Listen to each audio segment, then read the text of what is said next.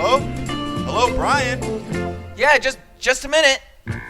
Hey, listen, sorry, I don't have a lot of time. It's Bryan from This, That, and the Other. Look, okay, I want to tell you everything. I want to tell you the truth about wood. You want to know about the real stuff? You want to know why the earth is hollow and why we're being run by aliens?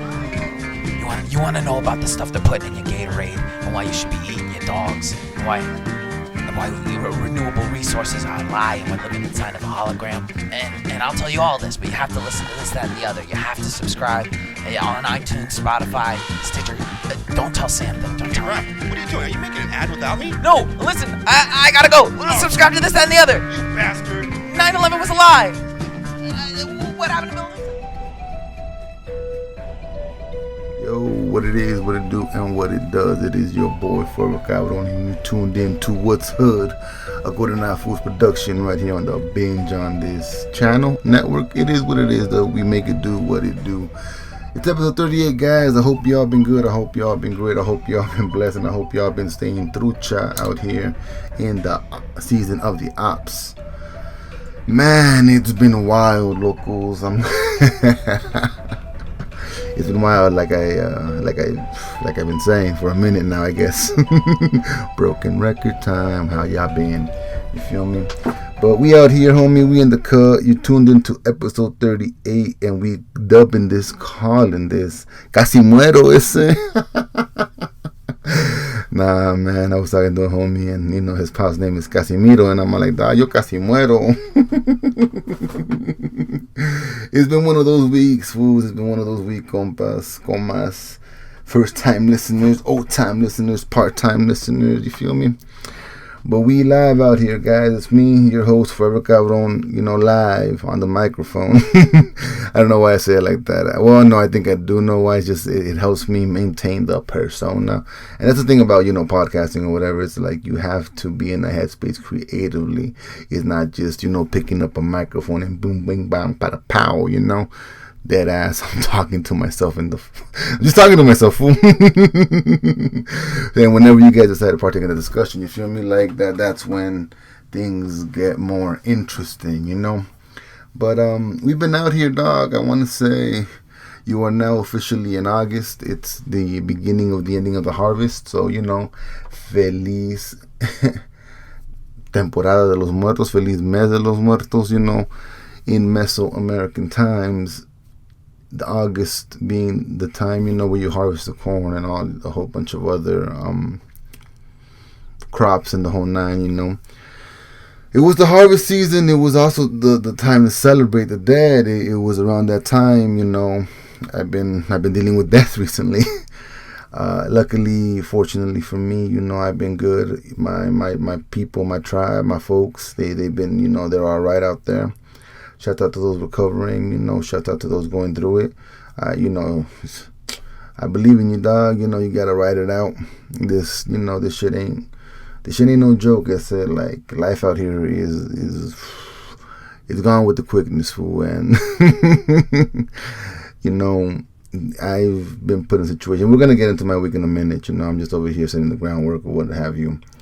But yeah, now when it comes to, this month or whatever, to me, it's a very educational time, for the last 3 to 4 years, maybe 5. At this point, I lost count. My life is a little bit, it's always on a growing path, you feel me? But I've been telling people for a long time that if I could, or if I ever have the means, I want to have a festival of the dead on what we consider August, just to celebrate and bring into reverence what our ancestors did. I want to incorporate new ideologies, new philosophies behind it, but to push a tradition that's over thousands of years, like the idealization of death and the adoration of the afterlife or whatever comes next. Like it's not limited to one point of view, depending on who you talk to. A lot of the Eastern religions or Eastern hemispheric religions, aka from the Judeo, Christian, and Catholic, Islam, Hinduism, like all of that stuff, like a lot of them fear death. A lot of them fear what comes next, The ideology of judgment and the whole nine is an interesting conversation, if you would, you feel me? So to me, I embrace more this ideology over here. the one about, if you die a warrior's death, your spirit is reserved into one of the 13 heavens. If you're a woman, you die in childbirth, the exact same thing, you become divine, you become sacred, same thing for those that are inside, that have been sacrificed, the the ones that had their hearts pulled from their beating chest, or the whole nine. And yeah, man, so let me get into my week. If you're out there driving, I hope you guys are able to read the road signs, because some of us out here are flagging you guys, are trying to ask you guys to stop, Legally speaking, when you meet a flag, you're supposed to come to a complete and utter stop sign, because number one, it's a pedestrian, and number two, it's a pedestrian, fool. It's like a stop. But I've been out there in the middle of the road, just dealing with hectic, crazy drivers out here in the Arizona heat. Dog, it's been triple digit weather all week. Drink your water, stay hydrated, fools, and get your rest when you can get it. But anyways, I've dealt with a few people that don't see the life or value of people that are in a vehicle. It's wild, mad, crazy, the limited, narrow view people get, or some individuals get, when driving. It's been a question or some whatever, it's been asked of drivers if they consider objects if they consider people in the road as individuals, and they're like, no, they're just objects. And that's a wild part to humanity, you feel me? So I was almost clipped, run over. Sorry about that noise. What have you. So it's been a hectic week. I'm not gonna front, but these near-death experiences bring me kind of closer to my roots, if you would. I said it time and time again, we have a different relationship with death, and people must always ask me, what does that even mean? And what I mean by we have a different relationship with death is that we're not supposed to fear it. It's a part of the cycle. I've been walking to work, and I walk 5 miles a day. I've been walking to work, and I've been seeing a lot of dead birds, a lot of dead animals, a lot of, just bats, whatever, like just dead, falling from the sky. Like, if you lived another time, you think life wild or unforgiving, But the cruelty of nature isn't something that's should be considered cruel, Like, again, it's part of the cycle.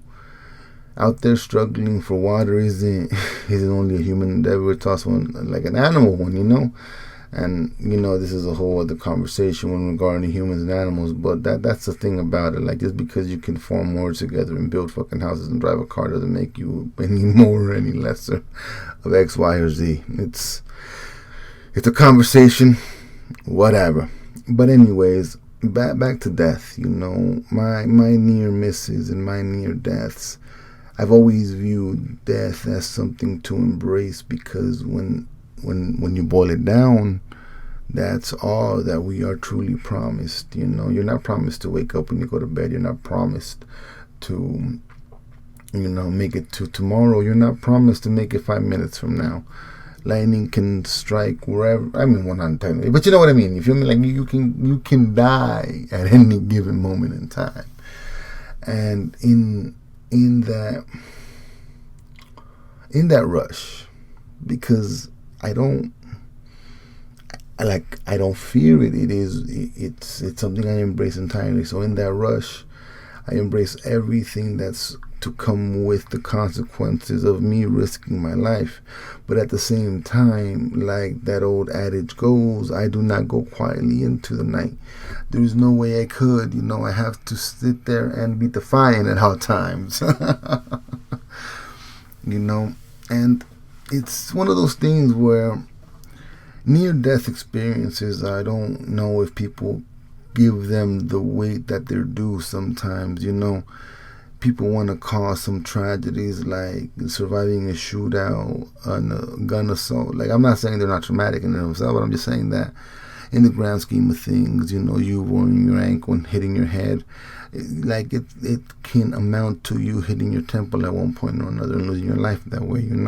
Oh, how they died, they tripped and fell, oops, oh well. And that's the thing about it, though. Like, near-death experiences are had, and are there degrees to it, severities to it? Perhaps it may be. I've fallen out of moving vehicles and hit my head. I've survived. I mean, I've been shot at. It's a conversation for another time, but it's a thing. You feel me? You come from the ghetto, you come from the hood. It's something that you're gonna experience at one point or another. You know, someone pulls out a gun on you. It's whatever. Like, let's get it.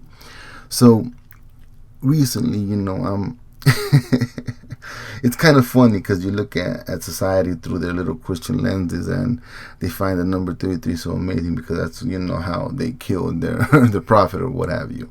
And I'm just out here just, you know, trying to figure out how to embrace our culture more and more before I go and before this life, you know, plays me out or what have you.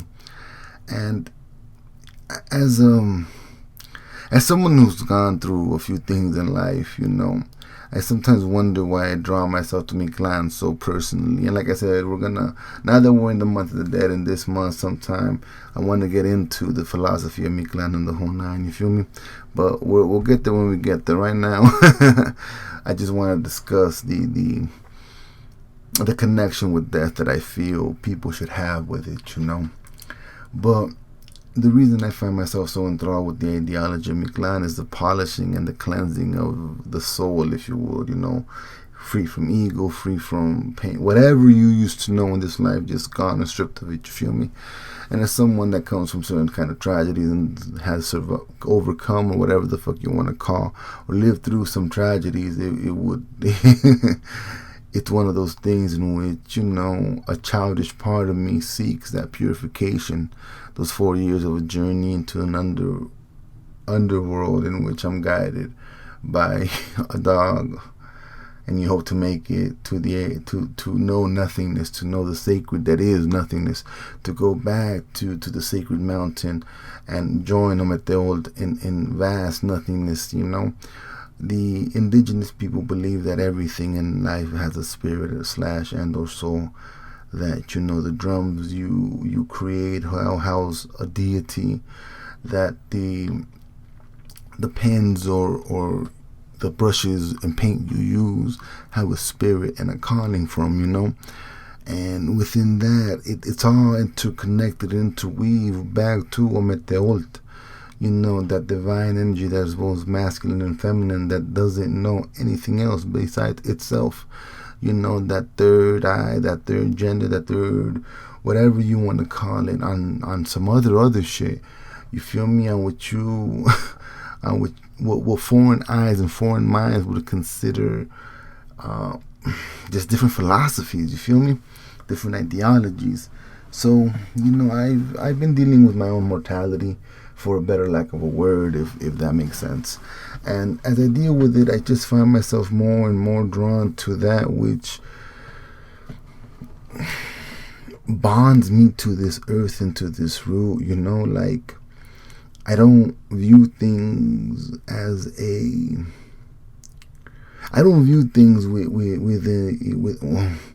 with what people would consider a colonized mind.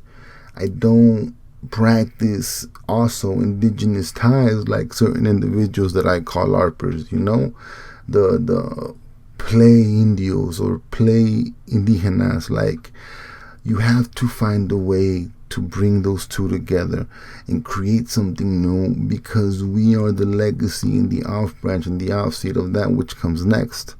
And what I mean by that is, you know, a world in which both indigenous and foreign ideals can coexist. You know, as much as people want to renegade the colonizer, they've brought some things that have helped us be on equal terms. But it's time to flip those things and truly find true value on what our ancestors valued, while using the tools and resources these invaders brought, you know. It's a different kind of warfare with a different kind of mind frame. And when it comes to death, that's where they try to brainwash you and manipulate you, and, you know, claim if you're down for their deity or not, when humanity as a whole is much more complex than good and evil, heaven or hell. Like, no, like, don't get me wrong, there are malicious spirits, but if I am not mistaken, and mind you, correct me if I'm wrong, I'm going to look it up. Oh, by the way, sidebar, never mind. I got confused for 30 seconds. But, hold on a sec. Like I was trying to say, in indigenous language, there was no indigenous word for bad. And that philosophy, it helps explain the complexities of human nature, you feel me? Where you have deities across an ocean from the Greeks and other, whatever, about, gods fucking humans in animal form and practicing some sort of bestiality, and the gays love, like, not the gays, my apologies to that community, but the Athens individuals thinking that love was between a man, like, it's a lot to take in, and it's fucking mad wild, and it's I'm not gonna get into that conversation, but anyways, but to not have a malicious thought of heaven or hell, like, to allow your soul, if you die a meaningless death, to travel through 9 levels and purify your soul and return you to nothingness, like, it is still a form of the great equalizer, you feel me? And mind you, you have 4 years to get through those 9 levels. Through those 9 levels, you come across different paths, different places, from, meeting the shores of the dead and picking the right guide, to, avoiding collapsing mountains, walking a field of ice-piercing arrows that purify your heart of wounds. They say that every arrow launched in that place is an arrow launched in life. So now if you were to modernize it, every bullet launched in life is a bullet in that place. And it's to rip apart and shred everything of your ego, of your person, of your pride, of your arrogance, of the defiance that you have in nature, you feel me? There are people out here that think themselves divine, and it's fucking hilarious. Even then, back in ancient times, or in previous times, or in times before now, the ideology that some are greater than others has always been prevalent. The question is, what do you do to change it? What do you do to absolve it? Because truth be told, at the end of the day, we're all going to the exact same place, and that's a hole in the dirt, if you're lucky enough. I mean, hey, some people rot and decay out in, nature. It's wild.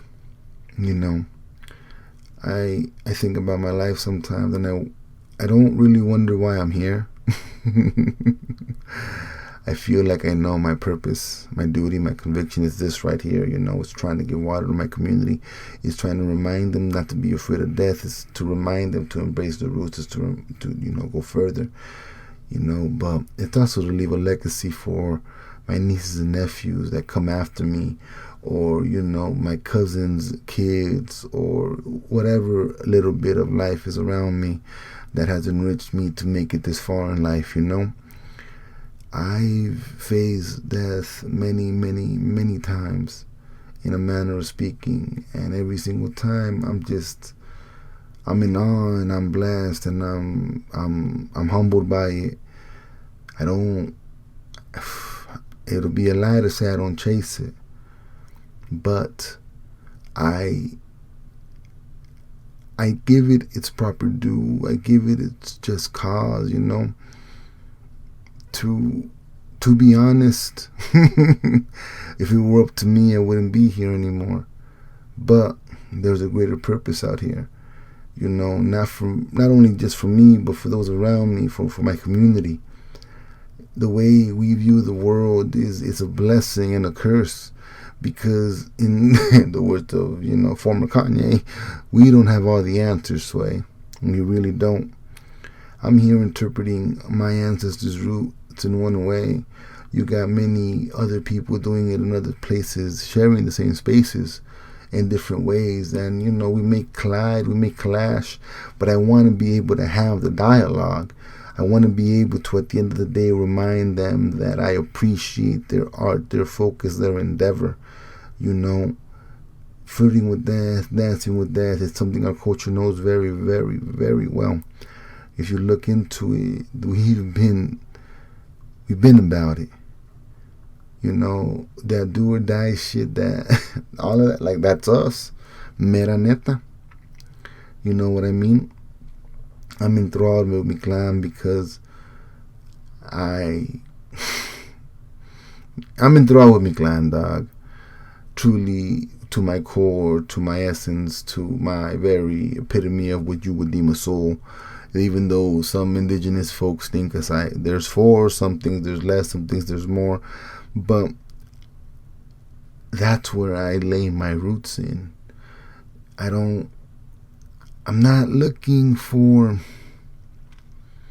a way back in time. I'm looking to build a bridge forward in which our ancestors are upheld and respected and revered in the level that they should be. You know, and respecting our afterlife is one of them.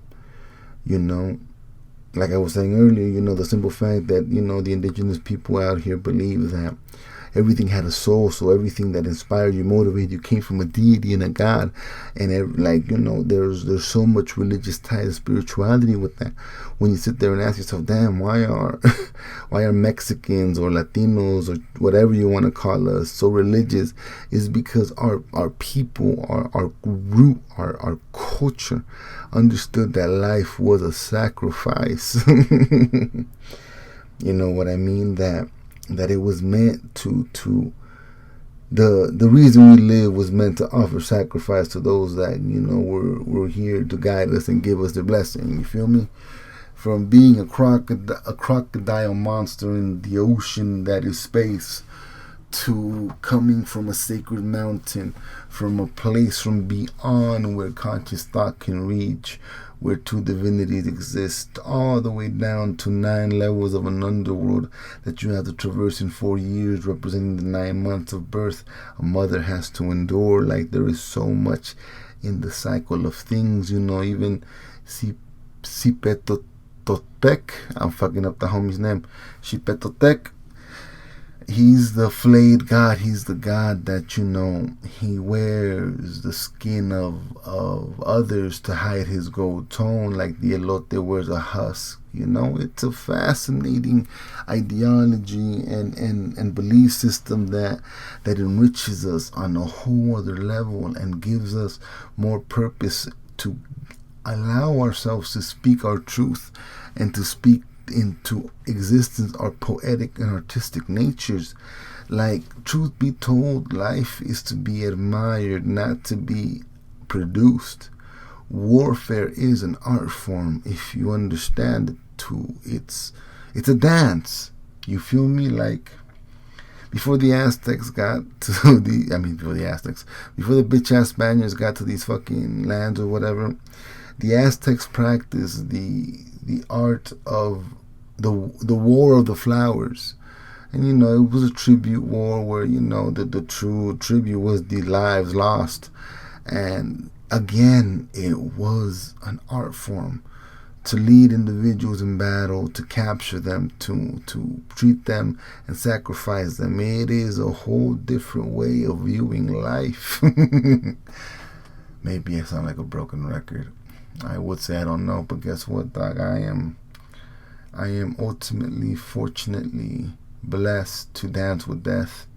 There is no other rush like it in the world. And, you know, if one day I don't make it, locals, just know that dog, I believe in my culture, I believe in my people, I believe in my roots.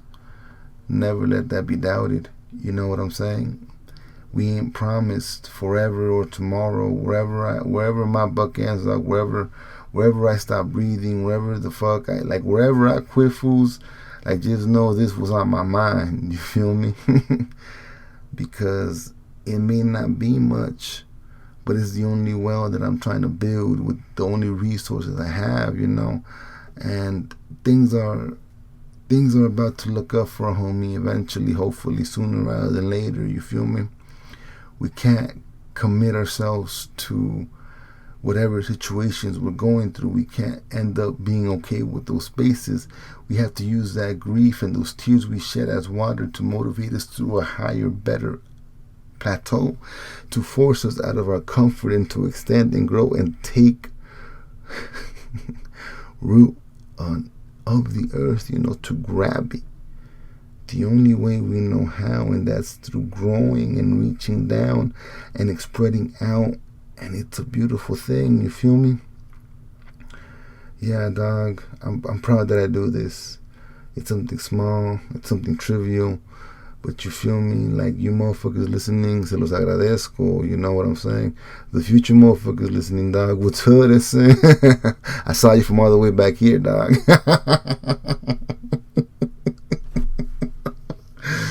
You feel me? I was talking to a homie one time, and they were like, fool, you're always laughing, but you're never smiling. And I'm like, that's life. That's life. But yeah, locals, once again, the homie appreciates you. You just tuned into episode 38, of What's Hood with me, your boy, FC. Casi Muero, compa. Goodnight Food Productions, right here on the Binge on this channel. Home to Happy News with the homie Perry Kurtz. Hey, dog, if you need a little laughter in your life, hit up the homie Perry Kurtz, dog. He can do you a unique webcam show, you feel me?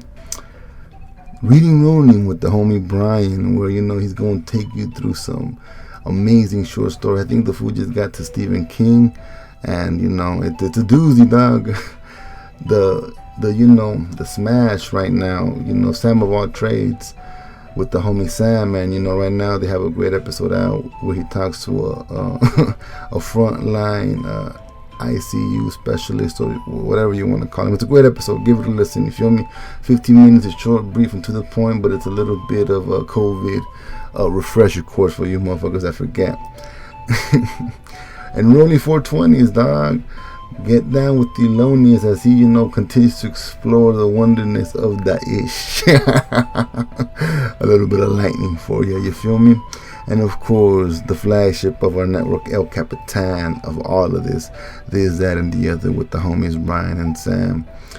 We thank you. We appreciate you liking, subscribing, hitting the notification bell. Hey, yo, dog, subscribe to the channel. That's it. Like on YouTube. Let's get the ball rolling for 2021. That's it. Like, let's get with the PG, or do a homie. We really gotta make 25 more emails, dog. Really.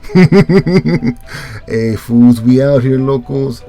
So I just want to say, dog, stay through, stay up, and like always, dog, a compa will catch you at the next light. Peace.